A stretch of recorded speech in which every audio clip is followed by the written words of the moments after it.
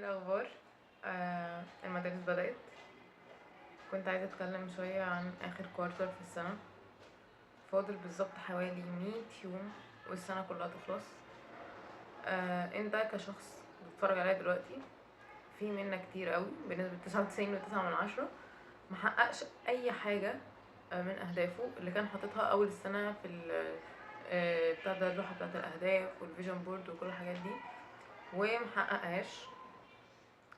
مرقع منه ظروف غصب عنه ممكن برضو. عندنا دلوقتي المدارس بدأت، وانا ما شاء الله يعني قصادي مدرسة اعدادي. المهم مش ده موضوعنا دلوقتي ازاي هنحقق جزء من اهدافنا في اخر 100 يوم من السنة. ده عشان يحصل محتاجة منك كذا حاجة. اول بوينت وهو انك تستعين بالله. تاني بوينت هتجدد النية بتاعتك، وهترجع تكتب تاني اهدافك اللي انت هتقدر تحققها بس في 100 يوم. يعني مثلا ما تكتبش انا عايزه اجيب عربيه، انت مش هتجيب لي عربيه في 100 يوم.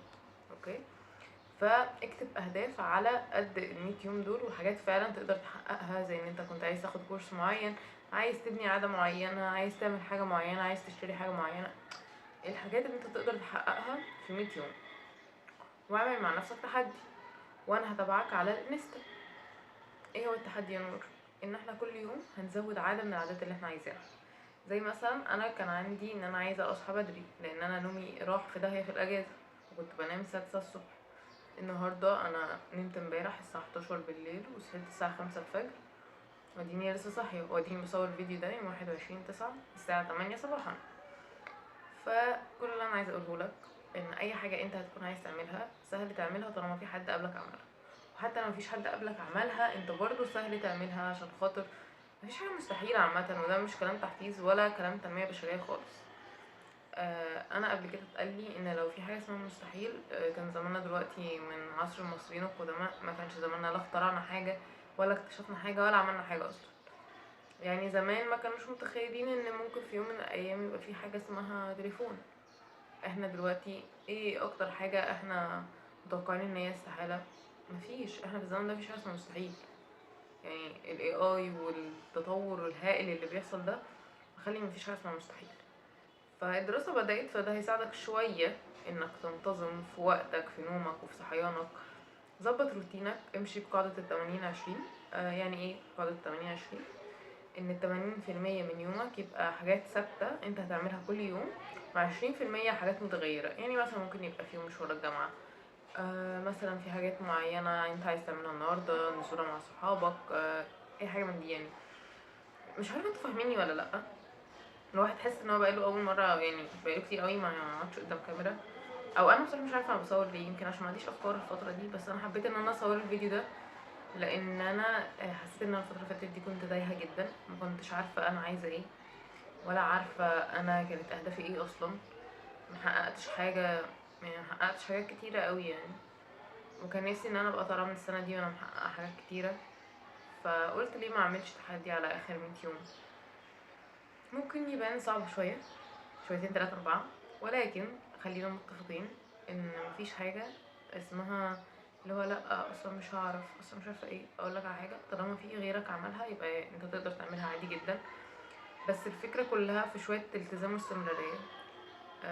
كوتش محمد غالب في التداول، انا بشتغل في التداول، فكوتش محمد غالب قال لنا لو انت هتدفع الفلوس بتاعت الكورس ومفيش منك التزام ولا استمراريه ولا مثبت كل يوم على الاقل ساعه او ساعتين للشغل، يبقى انت ما تشتغلش احسن، وقف، ملوش لازمه، مش هتكسب حاجه. انما انت مطلوب منك ايه؟ سواء انت طالب جامعي او متخرج او طالب ثانويه. لو انت طالب ثانويه متاح قدامك ان انت تشتغل، انزل اشتغل. طبعا اي حاجه الشغل مش عيب بجانب دراستك، صدقني ربنا يكرمك جدا. لو انت طالب جامعي انت لازم تشتغل، لازم. حتى لو هتشتغل في اي حاجه بعيدا عن شهادتك، بس انت لازم تنزل. مش هقولك تجمع فلوس قد ما انت تكتسب خبرات في حاجات مختلفة، عشان بعد ما تخلص جامعة هتبقى لسه بقى تقول انا لسه هدور على شغفي ولسه انا مش عارف ابقى عايز ايه. لا، دور من دلوقتي. محدش يربط حياته كلها بالكلية. يعني ايه؟ انا كليتي دلوقتي اداب علمي نفس كلينيكي، ملهاش اي علاقة بريادة الاعمال والتداول. بس انا حاليا شغاله في رياده الاعمال والتداول، ملهاش علاقه بكليتي، ولكن انا عايزه ده، عايزه اجرب حاجات كتيره جدا عشان اشوف الاخر انا عايزه ايه. ممكن البعض يختلف معايا والبعض الاخر يتفق معايا، ولكن خلينا متفقين، الشاطر اللي يعمل فلوس في الاخر، مش الشاطر خريج كليه طب ولا الشاطر خريج كليه اداب، لا، الشاطر اللي هيعمل فلوس في الاخر. مش عارفه ليه حاسه اني دخلت في مواضيع كتيره جدا متفرعه، بس اوكي. املى يومك عشان الفراغ قاتل قاتل قاتل قاتل. لو انت ما كنتش بتعمل ذنوب خلوات، في ذنوب خلوات هتدخل حياتك بسبب الفراغ. لو انت بنت، املي يومك، ساعدي مامتك في البيت، اتعلمي تعملي اكل جديد. يا جماعه بصوا، انتشروا انتشروا، بلاش قعده التليفون والسرير. اسالوا حد حرفيا ما كانش بيقوم من السرير. انا ما كنتش بتحرك من السرير. انا كنت 24 ساعه يا قاعده على المكتب ماسكه التليفون او التابلت، يا جوه في الاوضه على السرير برضو ماسكه التليفون او التابلت او نايمه، لدرجه ان انا فعلا بقى عظمي وجسمي وجعني من السرير، بقيت بشوف السرير اتعب. فانت ليه توصل نفسك للمرحله دي واحنا المفروض ان احنا في سن الشباب، وبنتعامل على اننا في سن الشيخوخه وبنقولها بهزار؟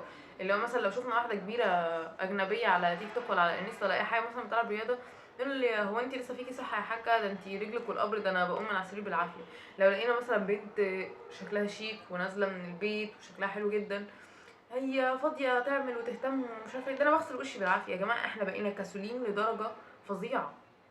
فاحنا ليه نوصل نفسنا للمرحله دي؟ ابدا عالج نفسك بالتدريج. احنا وصلنا لتعفن الدماغ، ووصلنا للخمول، ووصلنا للكسل، ووصلنا لكل حاجه، لكل حاجه بجد. لازم نحاول نغير شويه. احنا جيل غريب جدا. شويه ببقى مع الجيل بتاعنا وشويه بحس انه لا لا، انا مستعريه ان انا من الجيل ده. فاحنا ليه نفضل كده؟ ليه ما نحاولش نغير من نفسنا؟ انت مش محور الكون، انت مش هتغير الكون كله، بس هتغير من نفسك، ولما تغير من نفسك بيئتك تلقائي هتبدا تتغير حواليك. مفيش حاجه عايزه اقولها تاني في الفيديو ده، غير لو انت حابب تبدا بجد ممكن تبعتلي انستا لو محتاج مساعده. بالنسبه للتداول ورياده الاعمال، عشان كتير قوي بيقولي ابدا ازاي، هتلاقي لينك قناه التليجرام تحت. ثانويه عامه، انا عارفه ان انا يعني مش مهتميه خالص بدفعه 26، ولكن يعني بنزل على قناه التليجرام بتاعتهم وقناه الواتس، هتلاقوا برضو اللينكات تحت. عارفه ان انا طولت عليكم قوي، بس كل انا عايزاه ان احنا ننقذ ما يمكن انقاذه من السما. عايزه ارجع تاني اصور بالتدريج، مش لازم ابقى بروفيشنال، ولكن اوكي يعني هنحاول. بس كده. I love you so much babe. باي.